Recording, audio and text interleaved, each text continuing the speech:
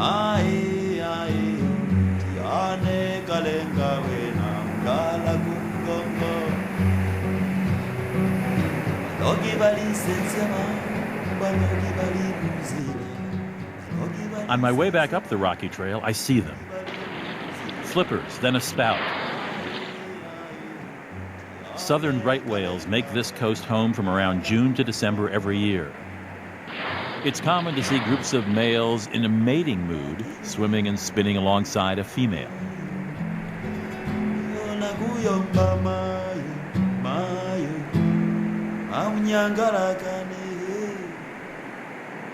Having survived the cliffs at Roburg, I want to test my nerves by checking out the world's highest bungee jump.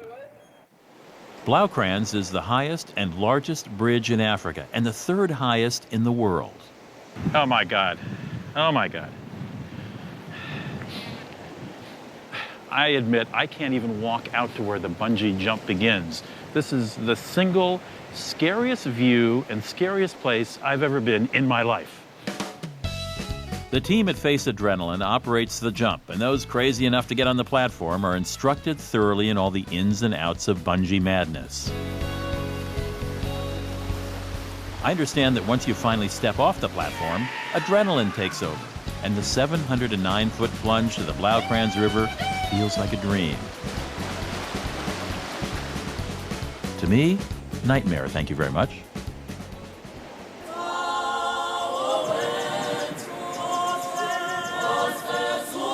After all that adventure, it's only fitting that I spend the night in a treehouse. But Trogan House is no ordinary treehouse.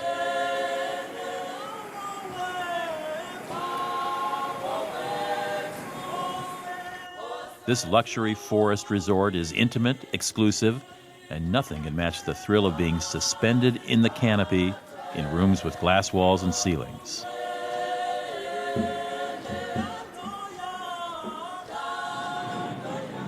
Bop over to the coast in any number of spots along the garden route for a sunset view and a stroll.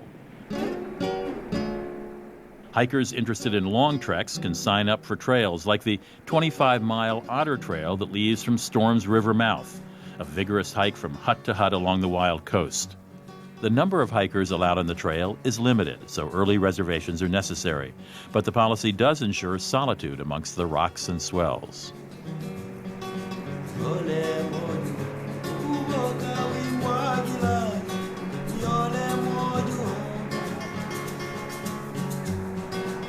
One of the garden route's most popular and exclusive bays is Plettenberg Bay. From November to January, this holiday resort explodes with sun and surf seekers from all over the world.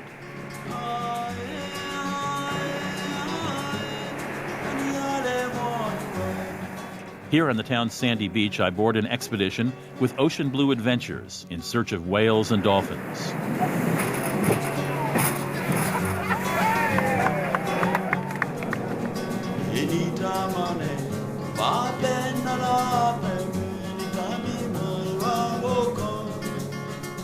Right off the bat, we sidle up to a colony of Cape fur seals. A subspecies of the brown fur seal, these animals divide their time between land and sea. Baby fur seals have long been hunted for their rich, dark pelts. In 1893, these seals were protected for the first time. It wouldn't be South Africa if it wasn't shaking me up a bit, but any thoughts of seasickness are quickly erased when the massive head of a southern right whale appears right near our boat. We cut the motor and let them come to us. Southern right whales are so named because they were considered the right whales to kill. They swim slowly near shore, they float when dead, and they have a high oil content. They were hunted for that oil, which was used to light street lamps, and their elastic baleen, or whalebone, used to make corsets and whips. They average about 50 feet long and can weigh more than 50 tons. To put that in perspective, a right whale is about the size of 11 elephants. Dolphins are always on the move. We caught a pod flying through the water. Bottlenose dolphin are the most common type of dolphin. They're extremely social and travel in groups.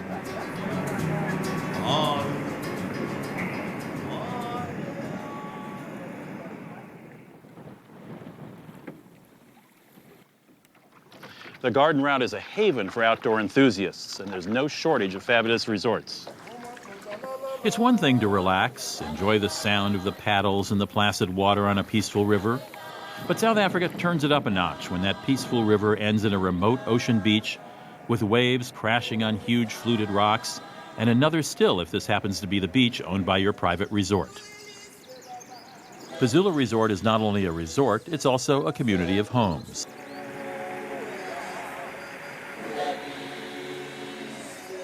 Yes, you can enjoy a spectacular round on a championship golf course and all the amenities of a five-star hotel.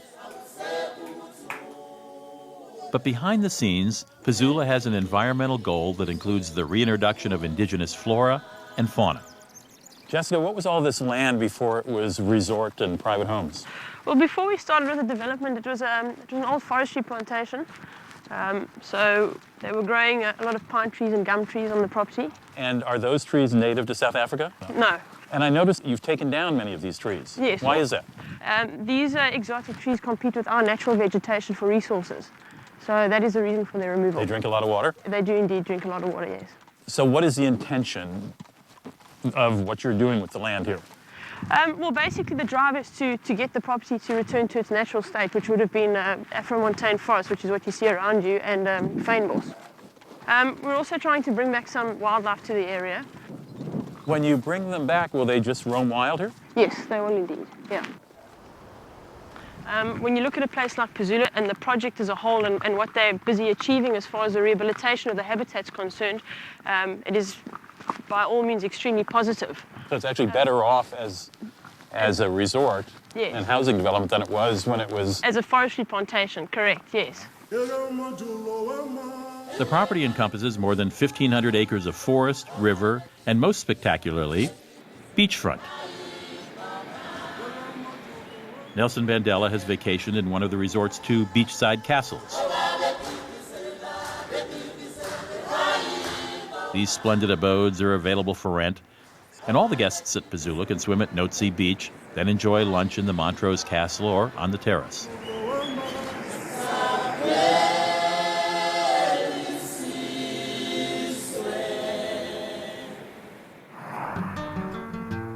I'm thirsty, and the best solution lies on a detour from the garden route.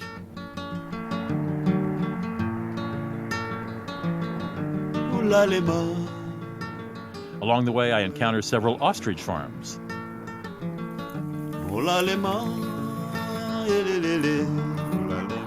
These birds are raised for their lean meat, huge eggs, and feathers. West of the Garden Route is the best wine region you've never heard of. And of course, it's drop-dead gorgeous.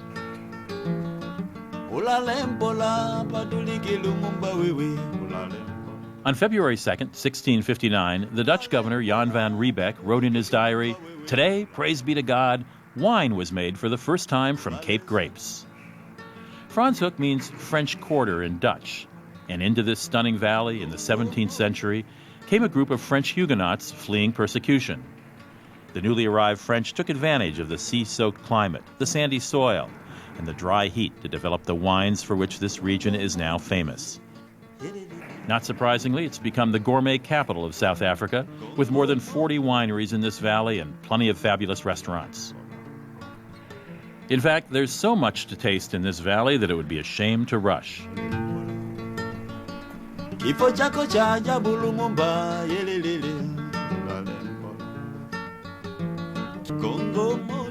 I'm settling into the boutique hotel that sprang up around one of the world's most celebrated restaurants. Cozy, luxurious, and cloaked in greenery, Le Quartier Français is a beloved institution in Franschhoek for its simple elegance, the owner's dedication to the local community, and most especially, its restaurant. Cheers, welcome to Franschhoek. The tasting room, Quartier Français Restaurant, has many times and in many different publications been named one of the top 50 restaurants in the world. Chef Margot Jansa passionately pursues recipes with South African ingredients. A meal at the restaurant here ranks as a once-in-a-lifetime experience. What do we have here, Chef? Well, for you, I've prepared a carpaccio of karoo lamb Karoo is a... Karoo is a semi-desert area. It's a large area in South Africa, famous for the lamb. They eat the indigenous bushes, which gives it a very fragrant, almost herbaceous flavor. And for you, I have prepared a tea bag filled with dried biltong. Biltong is almost like beef jerky. It's also a very South African snack, so it's often made from game or from beef. We've dried it and made a tea bag out of it. You steep the tea bag for about 30 seconds and have a bite of the chilled gem squash and buku foam and take a sip of the hot consomme. Bon appetit. Merci, thank you, Enjoy. Chef. From Franschhoek, the valley is your oyster. You can nip over to the picturesque streets of neighboring town Stellenbosch, drink in the rural splendors, and visit any number of world-class wineries. Tell me about terroir and South African wines here in Franschhoek. Well, in Franschhoek, we're sitting in the bottom of the valley, sitting with really quite deep sandy soils.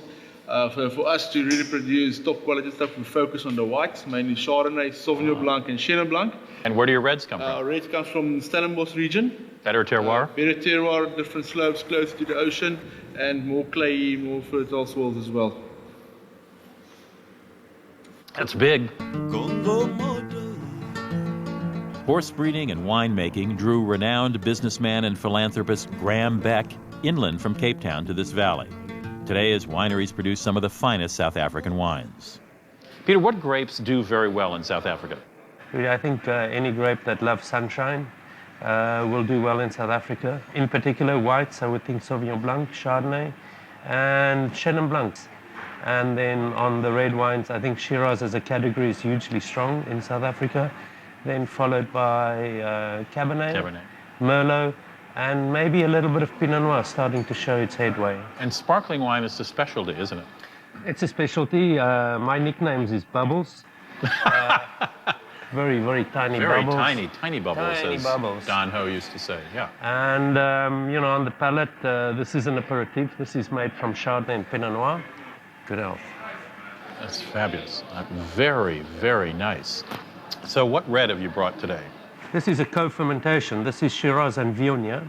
It's called the Joshua, this particular. The Joshua is the blend. mainstay of our reds.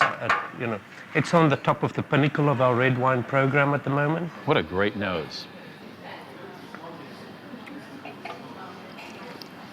You'll get concentrations of licorice spice. This is very smooth. What? Beautiful. So 03 vintage. 03? 03 in South Africa was a gorgeous vintage. Wow. And we're extremely happy. Fabulous. Thank you very much. It's a pleasure. Nice being here. Thank you. Cheers. Cheers. Ever heard of pairing cured meats and wine? I hadn't, so I stopped by Morrison Wine Estate, where the chef cures his own meats and creates unheard-of combinations. What do you have in front of you here? We have a small collection of some of the home-cured meats that we're quite well known for, and we'd like to pair them with the wines for your... Let's do it, but you prepare all these, you cure all these meats? Yep. Everything is made on-site, no additives, no chemicals, no binders, no rubbish. Real meat, cured and dried properly. Should I have a sip of the wine first? Yes. Okay, sip of the wine first. That's nice. I like Sauvignon Blanc a lot. This is a saucisson sec. It's a French-style dry sausage. It's pure pork, salt and pepper. Okay, Something fine. that's so simple, but it just tastes so wonderful. And you make it right here? Yeah, right here. Oh, yeah. This could turn into a habit for me. That's funny. I never would have thought of Sauvignon Blanc with a sausage. I think of it with oysters or sort of something briny. Whenever we do something with white wine and a cured meat, people go, oh, no, you can't do that. How dare you? It's disgusting. And da-da-da-da-da. And it's like, well, just taste the combination and see what you think. I'll back you up on that. What else did you want to pair with? The Italian squash salami with the farm's premium Chardonnay. Salami with Chardonnay. Salami Okay, you with promise? Chardonnay. Promise. Cross my heart. That's in your face salami. Yep. Here it goes. Smooth as silk. It's like velvet. This is great. Thanks very much for introducing me to white wine and cured meats. It's a pleasure. Thank you. This has been quite an eye-opening experience from both the meat and the wine standpoint.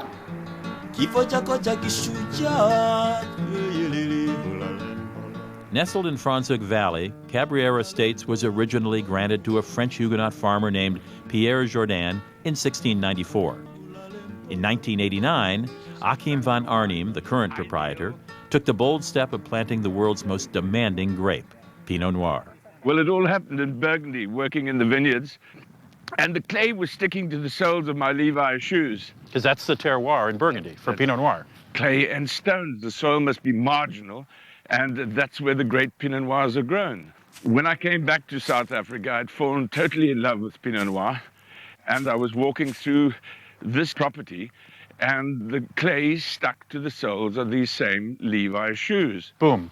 Boom! I phoned Eben Archer, and he said... He's an expert on Pinot. And he saw the soil and said, if I didn't plant Pinot Noir on this property, he would never speak to me again. This is the 2005 Haute Cabrera Pinot Noir. It's lovely to pour Pinot Noir just a third of the glass, that you can swirl it around, and then the aromas and bouquet.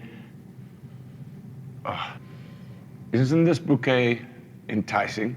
It's lovely. Especially this vintage. It's got that firmness at the end. Oh, it's going to last a long time. Yeah. I was shown by a French girl how to do sebrage, and she explained to me, based on Napoleon saying, it is obligatory to drink champagne at victory and necessary at defeat. I thought he covered himself rather well. But the French cavalry officers were prepared to die for their country, but not of thirst.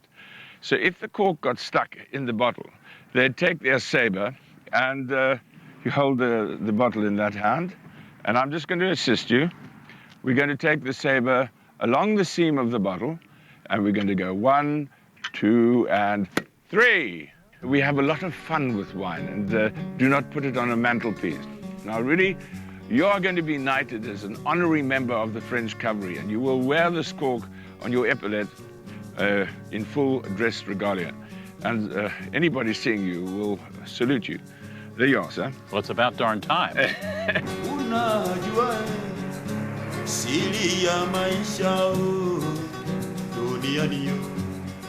Every spring, the coast of South Africa hosts one of nature's most spectacular displays. Whales come to bays near Cape Town to calve and to play. When Hermanus Peters first came here to graze his sheep nearly 200 years ago, hundreds of whales packed Walker Bay. Today, visitors only see dozens, but it's still an impressive sight. Southern right whales leave their summer feeding grounds off Antarctica and swim to the coast of South Africa to mate between June and December of each year. The peak viewing season is between August and October.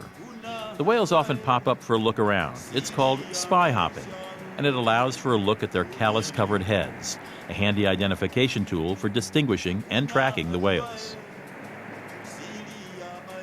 On this September day, mothers and their calves are out playing. Whales calve in warmer waters because their babies don't have sufficient blubber to withstand the cold sea around Antarctica. Calves weigh about 4 tons at birth, and they gain weight rapidly as they drink more than 50 gallons of milk per day. The mothers can lose as much as 8 tons before they migrate back to Antarctica to feed.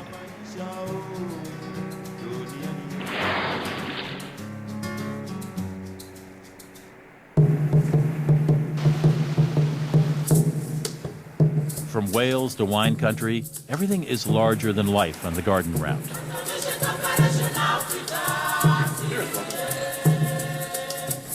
Here, you can feel the full force of nature. The primordial call of the sea, the magical mountains. South Africa simultaneously dwarfs you with its majesty and woos you with its bounty. Who can forget sunset on the Indian Ocean? Sparkling wine served Napoleon style, or dolphins leaping through a breaking wave. The garden route is anything but tame. It's one of the world's great wild places. Too soon, the sun is setting on my African adventure. Already, I can't wait to come back. Reporting from South Africa, I'm Rudy Maxa. See you next time. Don't be fooled. Just because you can pick up a bottle of South African wine for only $7 or $8 while visiting the country doesn't mean it's not good stuff. That's the going price for many mainstream wines, and that's why they're inexpensive in your hometown wine shop as well. The country's known for its robust reds, bold whites, and delicate sparkling wines. All are a great match for the local cuisine that often includes wild game. Salute. Jewelry, textiles, and hand-carved wood objects are great deals in South Africa. The open street markets usually have the best prices, and bargaining is common and accepted. Specialty shops, such as African Image in downtown Cape Town, often have unusual collector items from all over the continent. Lodging in South Africa is unusually varied, running the gamut from homestays in townships and B&Bs to top-flight hotels such as Cape Grace and Cape Town. In between are quirky, distinctive hotels that spare no luxury, such as Trogan, a glass-walled getaway tucked in a forest along the garden route. It makes you feel as if you're in a five-star treehouse. And of course, the comforts of safari accommodations often surprise first-time visitors who expect an outdoor summer camp-like experience. For links and photos of the places featured in Rudy Maxa's World and other savvy traveling tips, visit maxa.tv. To order DVDs of Rudy Maxa's World, visit maxa.tv.